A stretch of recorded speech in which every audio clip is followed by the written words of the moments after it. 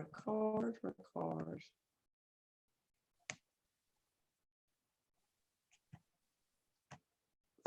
Hello and welcome back to the Coaching Support Summit. I'm delighted to introduce to you a storyteller and a master EFT practitioner. Welcome to the summit, Bea. Hello, I'm very pleased to be here. So we've gone from New Zealand to the east coast of Ireland. Our first person was from all the way from Monica. Sorry. Hello, I'm very pleased to be here. I just would like to ask you, I suppose, how you start this journey. You integrate a lot of storytelling, which is wonderful because that's one of my favorite topics as well. So you're a storyteller as well as an EFT practitioner. Tell us about the storytelling. I use stories to teach old stories, to encourage people to reflect upon what they can do in the world and how to empower themselves using the old stories. I was doing, for example, at the moment, I'm working in Canada tomorrow and Thursday, and I'm using the story of the little duckling, the ugly little duckling, to illustrate how being different in a period of change, not fitting in, not being part of anything, which is what we are going through at the moment, can help somebody turn into a swan. So I'm using that story, I'm telling it with that underlying message. I love it. That's what I do. Quite mythological way to deal with things. It's almost like you look at you know, the mythological stories, like that's something I love to do as well, and you bring their meaning into the modern world and into what we're doing right now. Phenomenal. Is there any chance we can access that, or is that a private recording you're doing? That's on Mighty Network. I can put it. It's a friend of mine in Canada who's organized a whole program of activities for children. It's actually for children and parents. So I very much tell the story straight. I have modified it slightly, so there's an echo somewhere, but I tell it. It's a half-an-hour session, and I can give you the link later, and it's we have a little chat, and I'm kind of like waiting for people to link it up. So I'm not saying, and I'm not going to tell you a story about this either. You know, now I've got a question. Somebody's trying to get into this conversation. Is it not available? I'll deal with all that. Don't worry about it, June. Right. That's wonderful. So you also then, really what I want to do here as well is to make sure that we tap into the whole emotional freedom technique, because I know that that's a tool that you want to share with us. I was very lucky. I'll tell you a bit about my background. I trained as an actress, first of all, when I was younger. Then I trained as an integrative arts psychotherapist. So I'm very well used to use all art forms and storytelling as well, because I was part of the training. And then it's very funny. I worked in a mental health unit, and my lovely boss at the time, who's a psychoanalyst, serious guy, one day said to me furtively in the corridor, "Have you heard of this tapping technique?" And I was like, "What are you talking about?" I was a serious psychotherapist, people. And he said, "You tap on your forehead." And I just thought he'd gone mad, totally. And then he kind of convinced me. And he's now the president of the Association for Comprehensive Energy Psychology in America. And he convinced me to try it. And I was amazed, because it is a technique that I regard as one of the most powerful techniques that can deal with trauma, with memories, and with difficulties in life without actually damaging somebody. There's no evidence that EFT will do any harm to anyone. Might not work, but it doesn't cause any reactions or any of these complicated things that other techniques do sometimes. Very bad. I agree with you. I'm a master EFT practitioner myself, and I think that no matter what you do with EFT, you will have some relief because you're actually tapping on your own body. So yeah, I totally exactly. Yeah. And I think it's, I mean, now the way I explain it, it's a technique that's got to, I mean, I was very lucky because Gary Craig, the guy who kind of invented it, Yeah. and kind of, because there was another technique before EFT, but anyway, the guy who invented it only left America once to go to Europe, and he came to Manchester, weirdly. And I was there. I was actually trained in EFT by the guy who invented it. I mean, not on my own. And that's very, and I kind of have worked with the guy. He's kind of moved on now, but so I was one of the first people in the UK to train in EFT 20 years ago. And I still use it. And in this particular situation, I think it is a tool. If at the very least, it will give you something to do. And I shall show you how to do it. It is very simple. And I'm going to do it at the complete basic level. What you do is you just think to yourself. Can I stop you there for a minute, Bea, and just before you go into this wonderful round, which I want you to do, is just to explain to people why they would do EFT, like let's say for fear or whatever that's coming up now. So just so the people that have heard of EFT know what they're actually doing. Right. I would actually suggest that you do, for the first time we do it together, we do something on the lines of what the blazes is this? So we're not actually doing anything about our feelings. We're just looking at, even though this woman is talking to me about this tapping thing and I have no idea what she's talking about. Okay. I am willing to have a go. Okay. Because I have nothing to do. Because I'm whatever. Okay. And then we'll just do the points. And then I'm going to invite people to just do this, humor me, and then see what it feels like at the end of it. We'll just go around twice on this topic of, this is what, like I did when I started this, seriously, I thought my boss had gone mad. And I really didn't get it at all. I had no sense of it. And then once I got into it, I realized it was a very helpful self-soothing technique. And at this precise moment in time, everybody's having difficulties self-soothing because we have no external ways. Great. That's great. So if we're telling people really that this could be a self-soothing tool for them, just so people have an idea like why they would be actually doing this. Meditation. Think of it as a meditation also. You can use it as a meditation. Great. So, yeah. Okay, so we're going to do, shall we do this really quickly? Absolutely. We don't have to do it quickly. We can just go ahead and do it. Okay, so we're going to tap on the side of our hand. EFT works with acupuncture pathways, which I do not understand. If you want to know more, I'm referring you to the ASEP website, which has all the research on it. It's the Association for Comprehensive Energy Psychology in America. It has all the information. It's full of PhDs and doctors and stuff like that. And they are incredibly sound. So if you want details on the methods, just please look at the ASEP website. And we always start with this formula, even though, whatever, I accept this is the way I feel. In the olden days, they used to say, in the olden days, they used to say, I love and accept myself, and I'm not always loving and accepting myself, so I don't. I just say, I accept this is the way I feel. So even though this is the strangest thing, this woman is asking me to tap on the side of my hand, I have no idea why. And I accept this is the way I feel. I have nothing else to do, and I'm watching this, so I might as well have a go.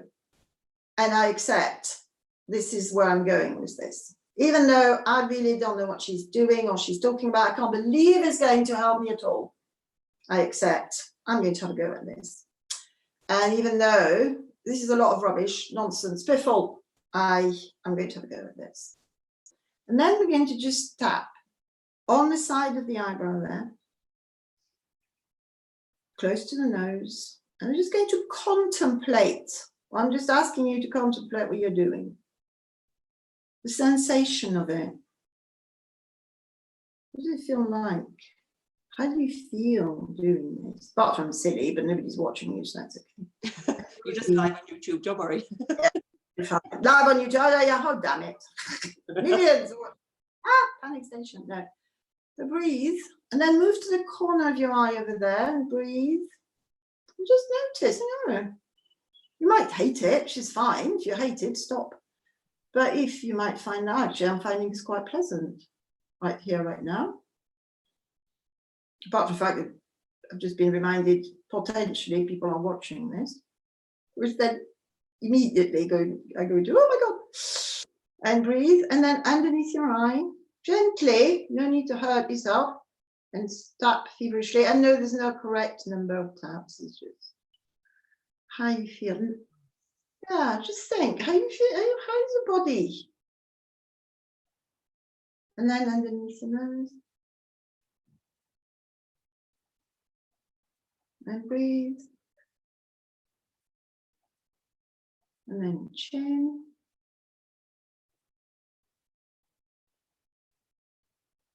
And then your collarbone.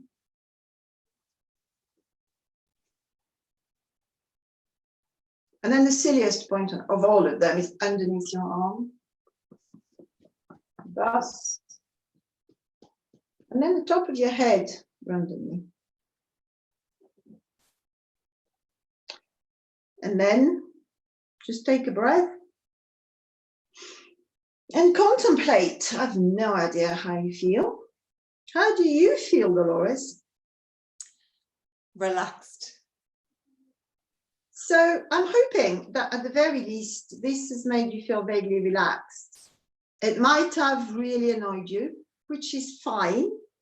And if you wanted to persevere with this, you could actually tap on, even though it's a very annoying thing and it will never work. But this is not the purpose of this call. So that's EFT, basically. I mean, it can be made much more complicated, but this is what they call the short form, which is the easiest one to remember. And I use it a lot, and I've used it a lot professionally in working with trauma. And I thought I would do a tiny bit of explanation about trauma and how it works. Yes, please. Because I think we are all in trauma. And I'm not saying we've all got PTSD, because we don't. That's very different. No, what we are in trauma, and I'll explain to you what, and that's neuropsychology. There's two types of powers. There's the power within, which is our ability to make decisions about our lives. And then there's power over, which is when we are told what we're meant to be doing. So as parents, for example, we tell our children what to do. So they have very little power from within. But if we're good parents, we are also teaching them to grow their own power, because we're resilient people and they can disagree with us, and we let them do that, even though they still have to do what we tell them to do sometimes. But we have that relationship. We are in a situation at the moment where we perceive that we have no power from within, because all the power is coming from above. Okay, we're being told 1 minute, very, very quickly, every day, it changes from above what we're meant to do, what we're allowed. Explanation. That's so wonderful, Bea. It's so true. Now, what the brain does, and just imagine the brain is an enormous, biggest computer. This is your biggest Dropbox in the known universe, okay, in which there are literally trillions of files of memories. When something happens to us that we do not understand, we have no, particularly if we're being told this is an unprecedented event that's never happened in the story of humanity consistently, the first thing our brain does incredibly quickly, it scans all our memory banks to try to find a memory that reminds us, however remotely, of the situation. If we cannot find the memory, particularly because we've been told that there's no, this unprecedented event is occurring, what happens is our frontal cortex, which filters emotions, goes into overdrive. And that's when we get into anxious states. I hope this is making sense. Absolutely, absolutely, yes. You know, Brilliant. I'm totally with you on this. I'm just letting you speak, talk away, because I love this conversation. Next one. So what we now have is a situation where we are told this is an unprecedented event. You cannot, basically, you have to do what you're told, because otherwise we don't know what will happen. And we are plunged in that strange situation. So I felt acute anxiety, obviously. I mean, I have to be truthful. I felt, we've been going on for about 2 weeks now in Ireland. And to start off with, I felt acute anxiety, and I started tapping. And I tapped, and I'm going to give you the sequence, because in a minute, of what I tapped on. Because I know that somewhere in my brain, there is a memory that will help me cope with this situation. I absolutely know that this has happened before in my life to some degree or another, and that I can deal with the situation. And I'm not even going to go into ancestral patterns. That's another story, because there's also that. But that's for another day. I was tapping away, and this is the story part, when I remembered when I was 12 years old, that gives you my age. When I was 12 years old, in April 1968, exactly at the same time as now, my birthday is on the 4th. So France shut down. I'm French. For 3 months. Okay. It's called the May 68 Revolution, but actually it went on for 3 months, more or less. The May 68 Revolution. Okay. I know. And France shut down. The schools were closed. There was no rubbish collection. The shops, I remember my dad stocking up on, he was very keen on ravioli tins, never mind, eh? There's police in the streets, because at the time, France was borderline dictatorship. General de Gaulle was in charge. So we had the police in the streets with their guns, and the French police is scary at the best of times. Demonstrations, thousands upon thousands of people, I remember very clearly, lining the streets in Paris, people digging up the streets, and barricades in the streets of Paris, barricades in Marseille, which is where I'm from. Now, you laugh. Well, I laugh because I thought it was exhilarating. I remember it as the most exciting thing and the most phenomenal guiding time that has enlightened my entire life, because I was thrilled to bits. There was no school. Nobody tried to home educate me, because those were not the days. There's no expectations. Now my parents were teachers. You know, they could have home educated me, but nobody ever bothered. We just completely, the world changed. And they made the decision, which was their decision, to take me to the demonstrations. I remember very clearly not being frightened at all. And it gave me a sense that I can survive anything. And it failed. So the revolution failed.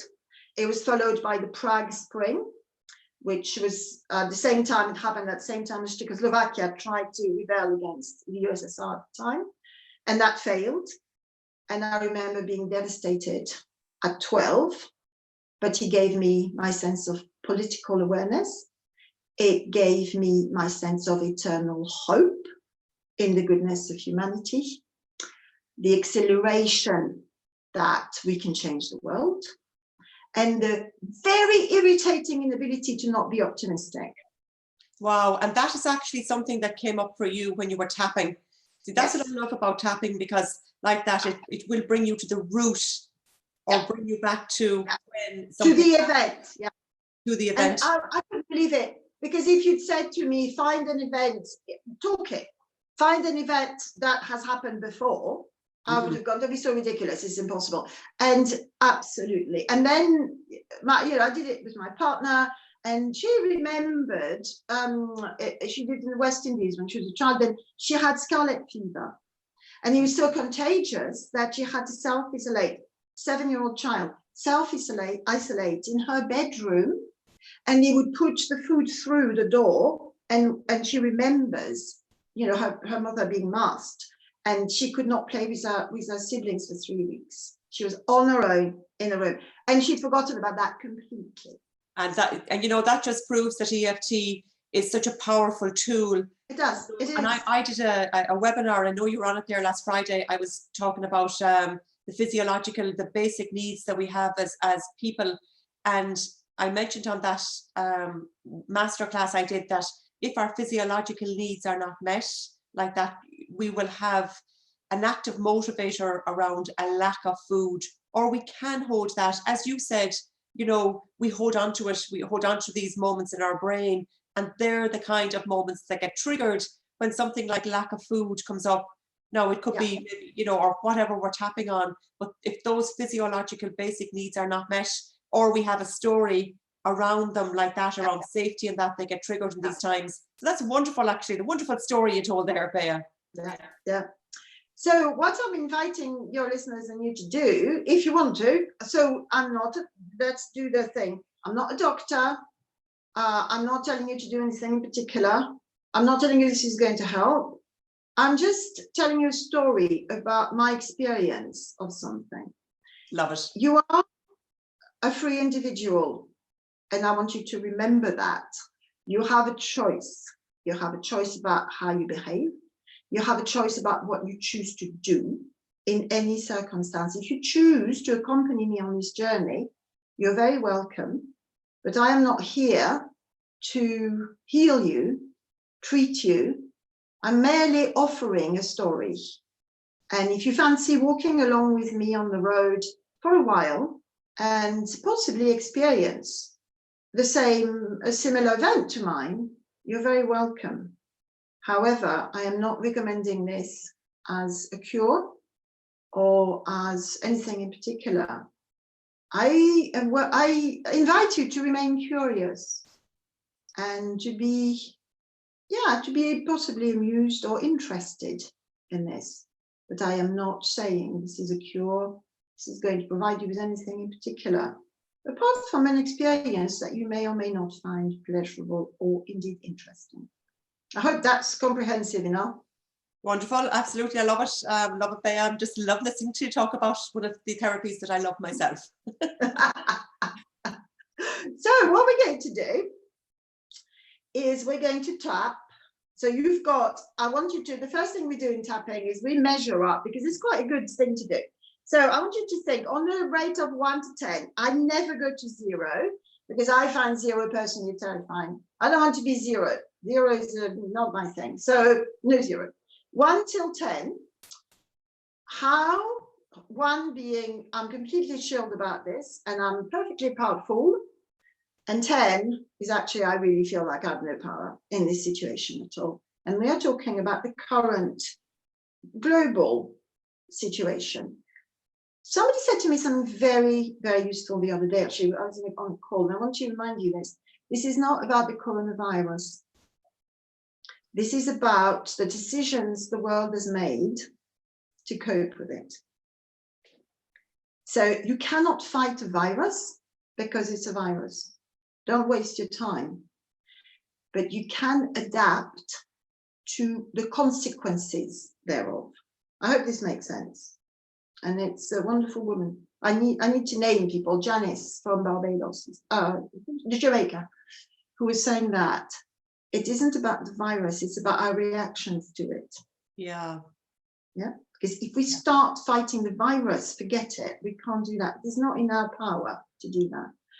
But we can adapt to what we're being asked to do by trying to remember who we are and how we have dealt with these things in the past. And I mean our real past. So on a rate of 1 to 10, I want you to measure how powerless do you feel in this context of being asked to do all these things you're being asked to by the governments of this world. 10 being you're feeling completely disempowered. 1. Disempowered. Yeah, so 10 is disempowered. 1 is I'm really cool. I'm loving every minute of it. It's fine. I can do this. Okay. You don't have to tell me what it is. It's fine. Just write it down quickly. I'm going to do that yourself. Because you see, I'm still struggling with all of this. It's not an easy moment. So yeah, I'm a 6 personally right now.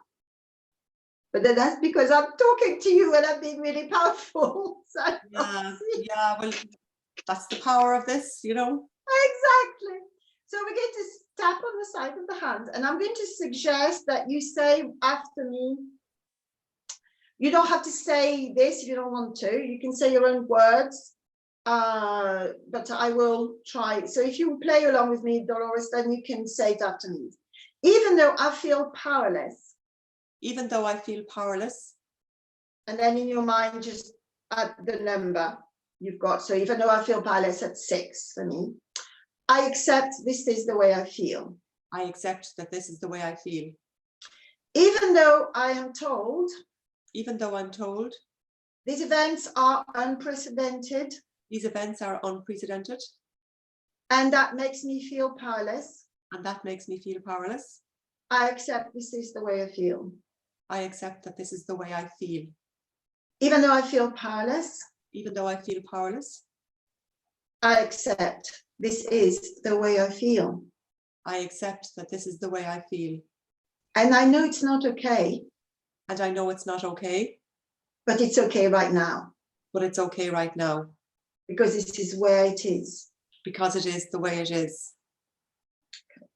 And then we're going to tap on the side of the eyebrow. And we're going to think or say, I feel powerless.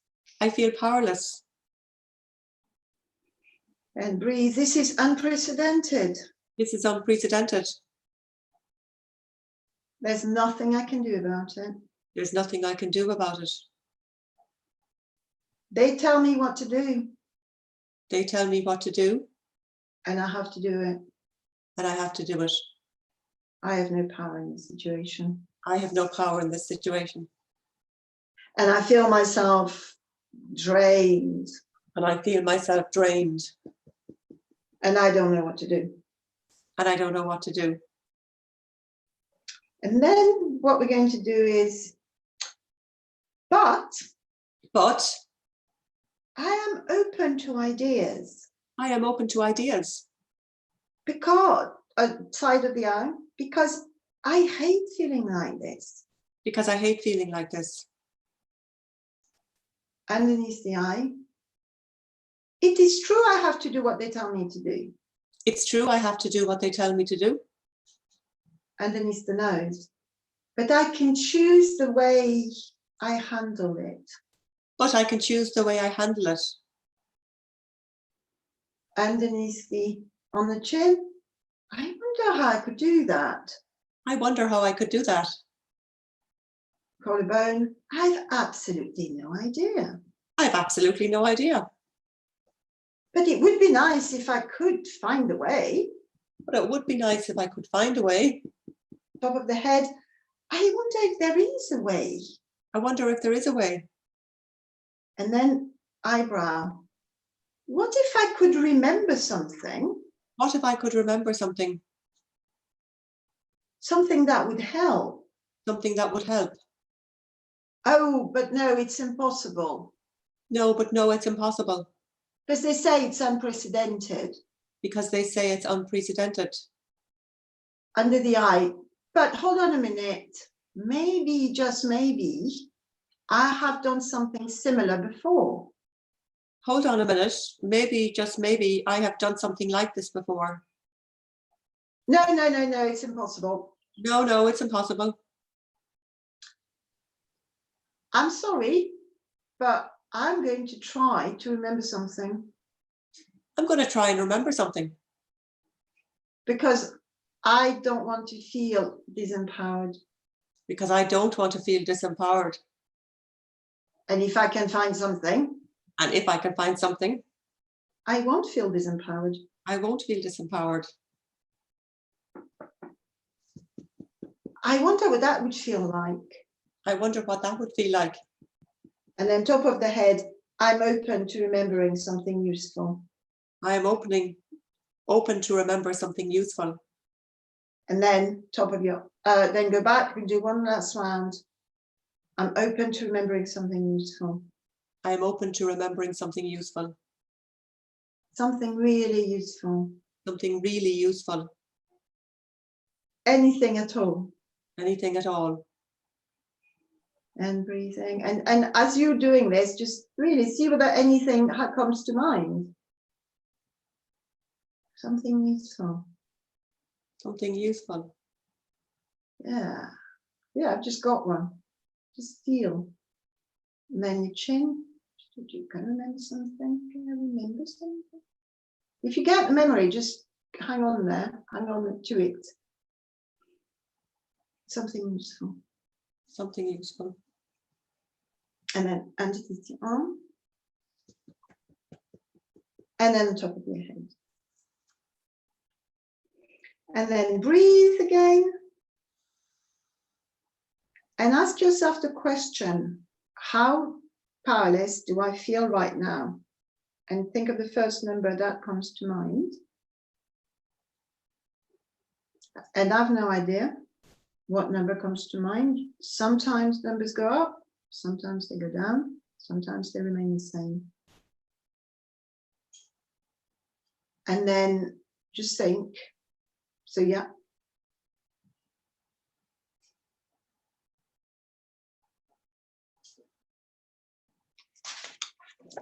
And then, yeah, I mean, has your number changed? Mine definitely went up one notch, because Right. definitely, because I think the word, when you said empowerment to me, that's when it changed, because that's a story I've worked on a lot in my life, and I'm now an empowerment coach. So I am my mission in life, my purpose is to empower others. So definitely I felt stronger when you said that, and I felt that I could actually be more empowered in this situation to do what I need to do in order to realize that this story is necessary. Yeah.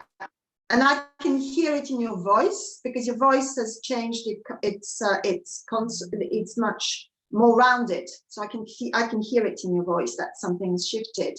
And if I may share what happened what memory came out to me, which is really, it's just funny doing this stuff. When I was a child, the summer holidays used to start on the 1st of July until the 1st of October.